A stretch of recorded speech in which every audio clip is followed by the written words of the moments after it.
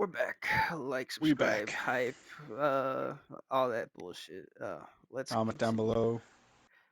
Say, comment why your wife left you or something. It doesn't even have to be about the video, to be honest. It could be something a little bit more positive than that. Nah. Didn't we used to do Negativity like only. movies, just the entire script for movies? Just Oh yeah. Comment what you think about our scripts that we're writing. What do you think about my push for Austin Theory? Huh? What do you think about Roddy being broke all the time? What do you think gambling about? all of his money away in a 48-hour time span. Yeah.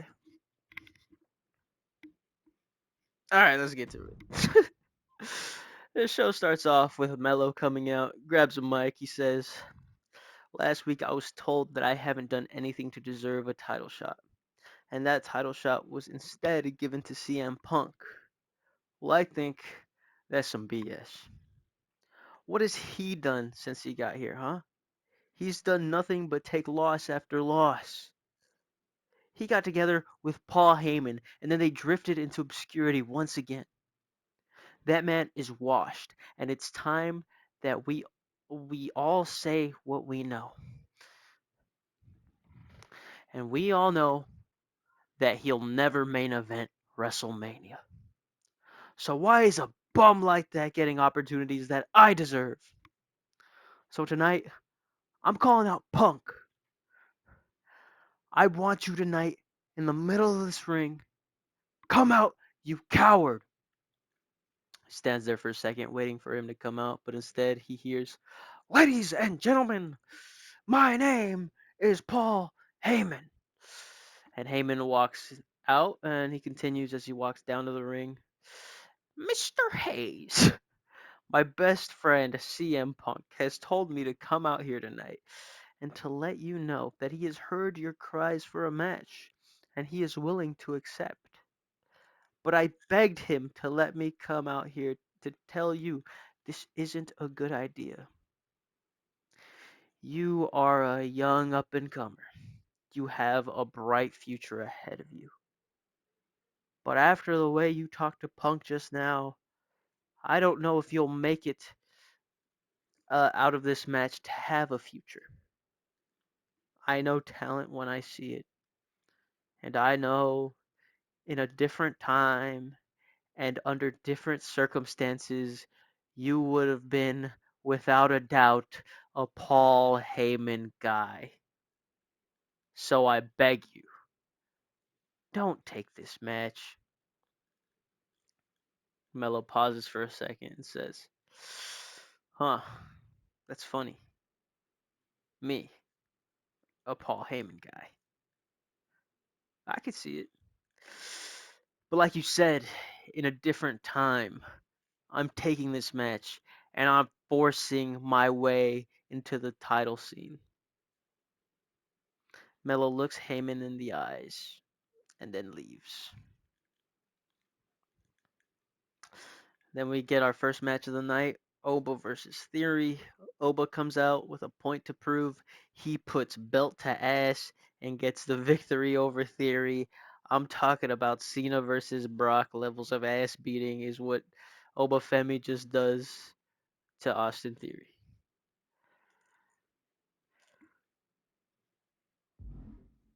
All right. I'm working in my office when Roddy comes in rambling. "Yo, man. Yo, hey, how's it going? You good? How's the wife?" "Roddy, I don't have a wife. What are you talking about?" "Yeah, hey, so I kind of need a match at Bash. I need that. I need that cash." Okay. I'll see what I can do. Thanks, man. Oh, God. You're a lifesaver. See you later, man. All right. Then we get this match, Piper versus Stephanie. Bliss is ringside, and so is Chelsea. After the match, the three of them, Stephanie wins, lol. After the match, all three get into each other's faces and fight. That's when I come out and say enough. If they all want to fight, they can all fight in Berlin. Alexa versus Chelsea versus Stephanie for the U.S. Championship at Bash. All right. Julia comes out. She calls out Becky, saying, "You took the easy way out. You call yourself the greatest of all time, and yet you couldn't even beat me without resorting to underhanded tactics. I don't ever want to hear you call yourself the GOAT anymore." That's when Becky comes out and says, "All right, Julia, I won't call myself the greatest of all time anymore. I'll just leave that to Bleacher Report or to ESPN or to Sports Illustrated." You get the point I'm trying to make here. Last week wasn't even about winning, Julia. It was about sending a message. You're not going to push me around. You're not going to push anyone around. And that was me standing up for myself and for every single one of the women in the back. And to be honest, you got off easy. You deserved a lot more punishment than you got. Oh, I deserve more punishment? All right then. How about next week? Me and you run it back. No DQ. I never run from a fight, Julia. I'll see you there. All right. Tag team tournament finals. Who gets a number one contenders match at Bash in Berlin? Uh, Redragon are ringside, waiting to see who will challenge them for their titles. And Imperium wins. Imperium wins. Once Imperium wins, Redragon go up to them and they have a face off.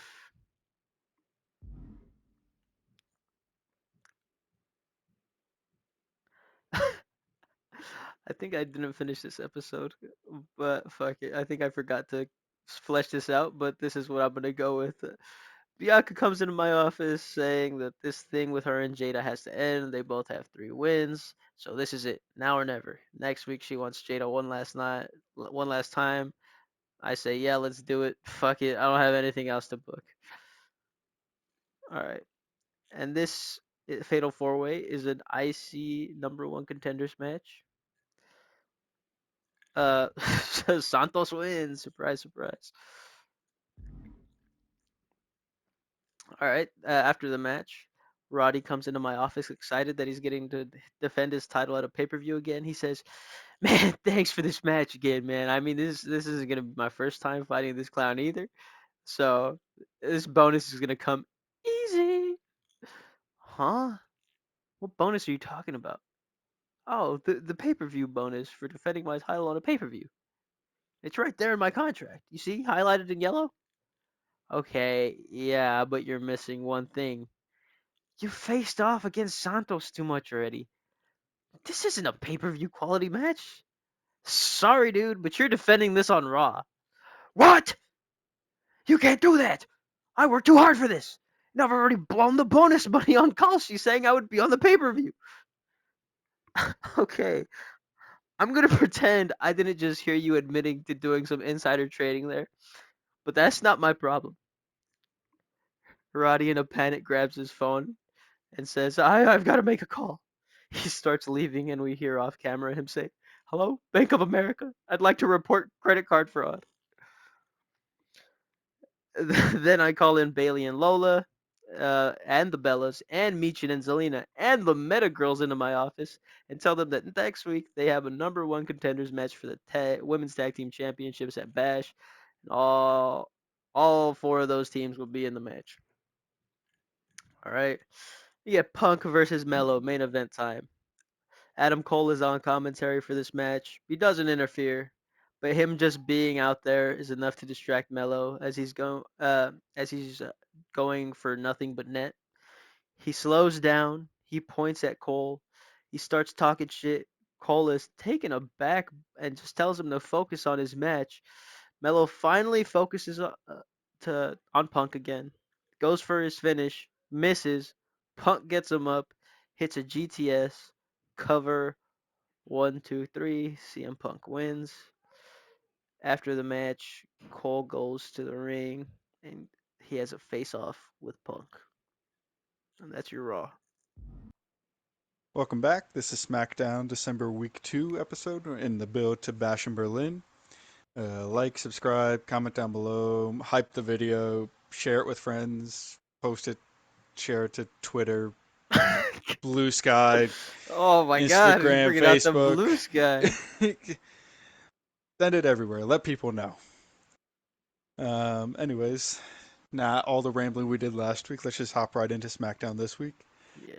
And jumping right into SmackDown, we jump right into the opening match tonight. Street Profits taking on the Motor City Machine Guns, in which we see the Street Profits pick up the win in a round one matchup in the tag title tournament.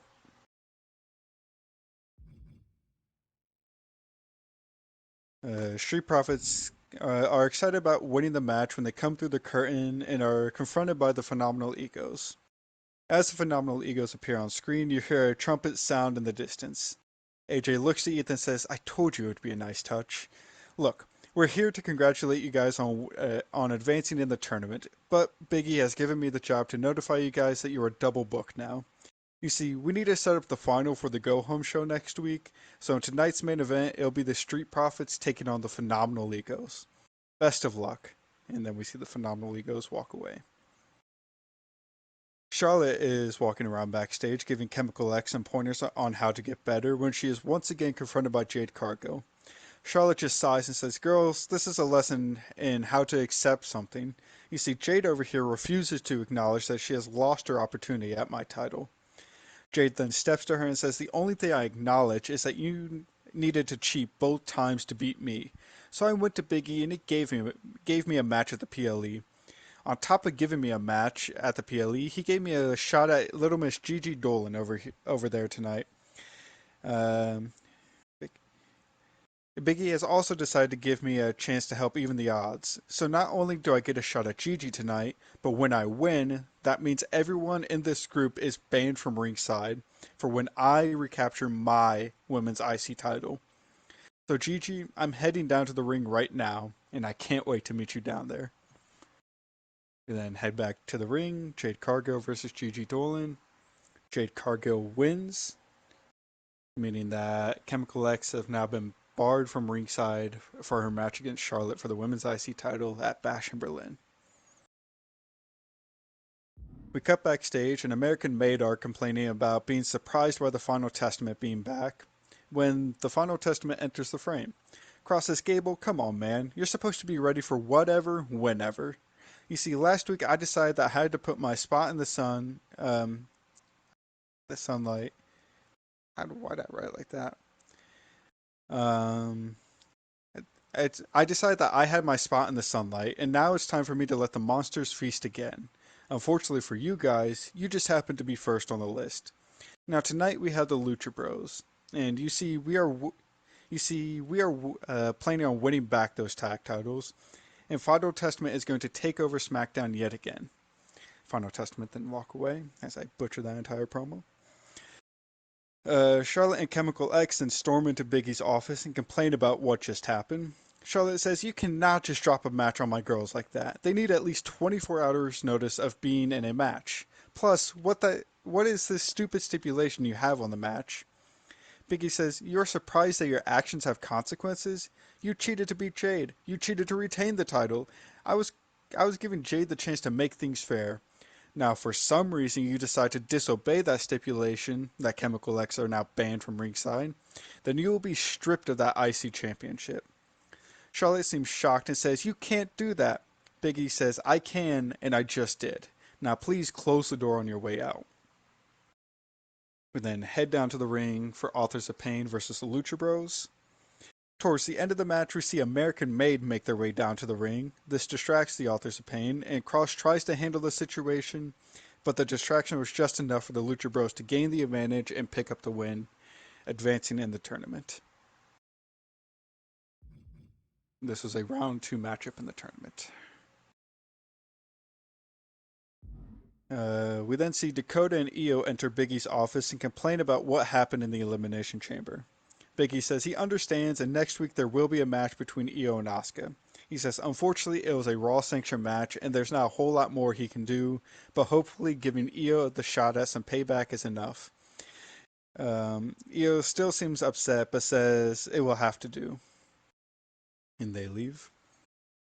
Mercedes and Team Bad then are interviewed about Bash in Berlin. Mercedes says, "Look, we all know that I have to defend my title against a true trailblazer in this sport, in AJ Lee.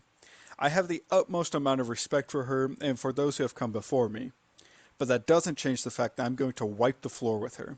You see, I am simply on a different level than everyone else. In fact, we are uh, fact, we are all in fact we are all on a different level than everyone else, because it doesn't matter who Raw sends to try to take these titles off Naomi and Tamina, because they will lose just like how AJ is going to lose, and Team Bad will remain holding all the gold." And they walk away. Cody Rhodes then enters AJ Styles' locker room, which looks like a royal hall. It has a throne, massive table, pictures everywhere of AJ, some that have Ethan in them as well. Cody just laughs and looks at AJ and says, "Subtle, huh?" AJ says, "Cody, did